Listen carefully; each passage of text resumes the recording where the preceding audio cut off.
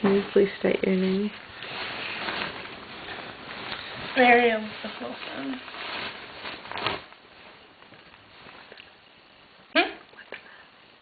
With an S.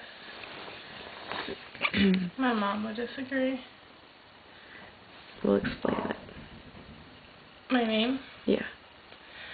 Well, I was born Mary Elizabeth Wilson with a Z. Elizabeth with a Z, and it's on my birth certificate, and it's on my social security card with a Z.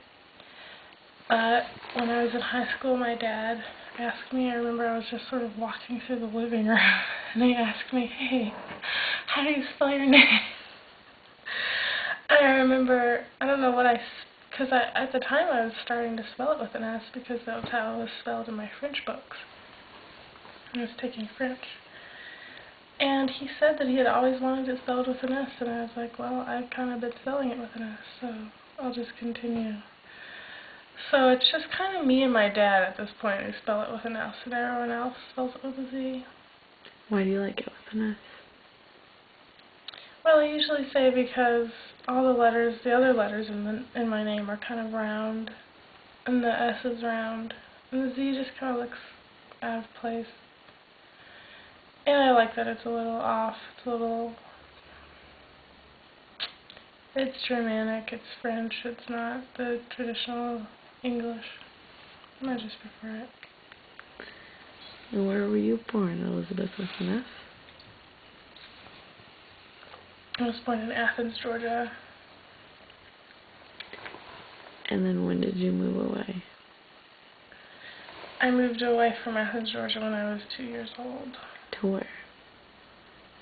To Kentucky, to Pleasureville, Kentucky. And then how long did you live there? I lived there until I was 7. And then where'd you move to? And then I moved to Augusta, Georgia, I think. Augusta, Georgia. And then I was there for 9 months. And then I moved to Watkinsville, Georgia. And then to Athens, Georgia when I was 11 or 12. And then when I was 14, I moved to Texas. And then when I was 16, I moved back to Kentucky. Did your parents move all these times? Yeah, I always moved with my parents. And then you went to school in Louisville? Yeah, I went to college in Louisville. We lived in small towns, and then when I graduated from my small town in Kentucky, I moved to Louisville to go to college. And what'd you study? I studied English literature and writing. What did you like about writing? I liked that I was good at it. I don't know. It was just easy for me, and I was good at it, so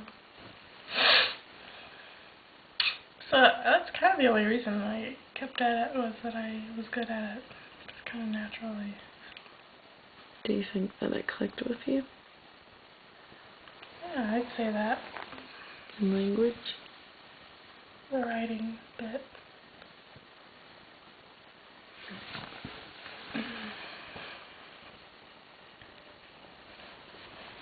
And then when did you move here? I moved here in 2007 after I graduated. I got my bachelor's, and I saved up some money, and then in 2007 I moved here. And then when did you start your master's program? I started my master's program in 2009. What was your thesis?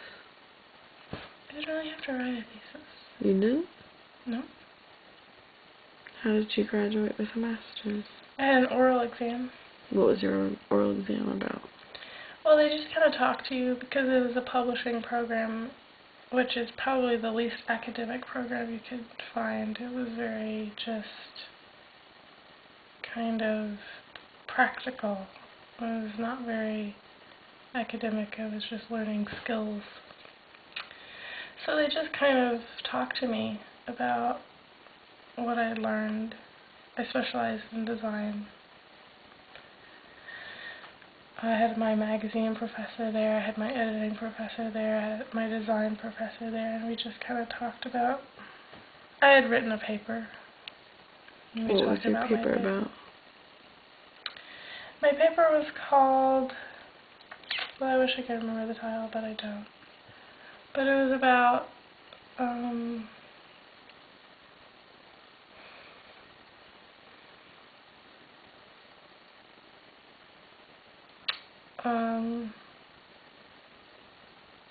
it was about design, and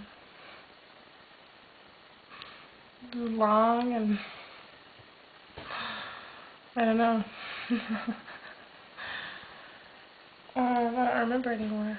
Did they like it? Yeah, they liked it a lot. What kind of questions did they ask you?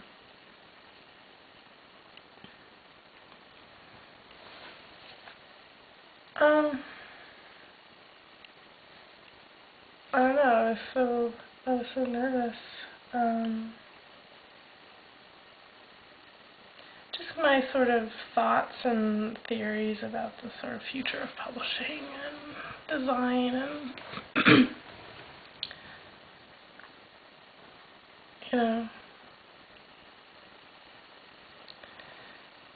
how how the ebook, the future of the, who knows, just sort of to prove that you've sort of formed your own theories and ideas about the publishing industry, which I had, which wasn't hard. Which one was your favorite professor?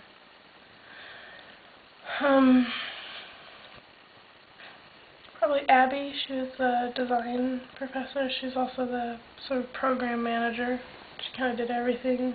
She's sort of the go-to person for kind of everything. She was a book designer. She taught me everything I know about book design. When my design was chosen for a book, she was the one who helped me kind of fine-tune it.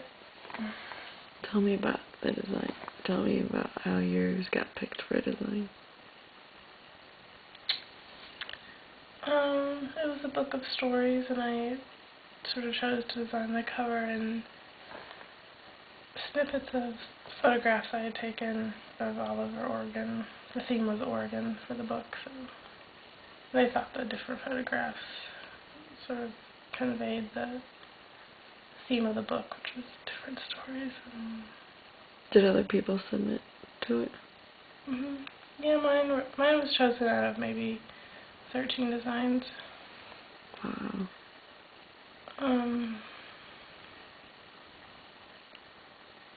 It was my first design ever. My brother kind of had to help me with the program software. I hadn't even learned the software at that point, but... Did it feel good to have yours picked? And they were your photographs, huh? Yeah, mine and my sister's.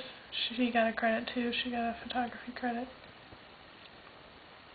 But I remember on our first date, you were telling me that when you designed it, it was more like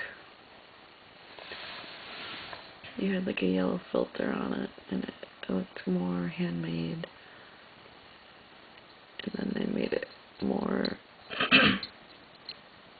graphic.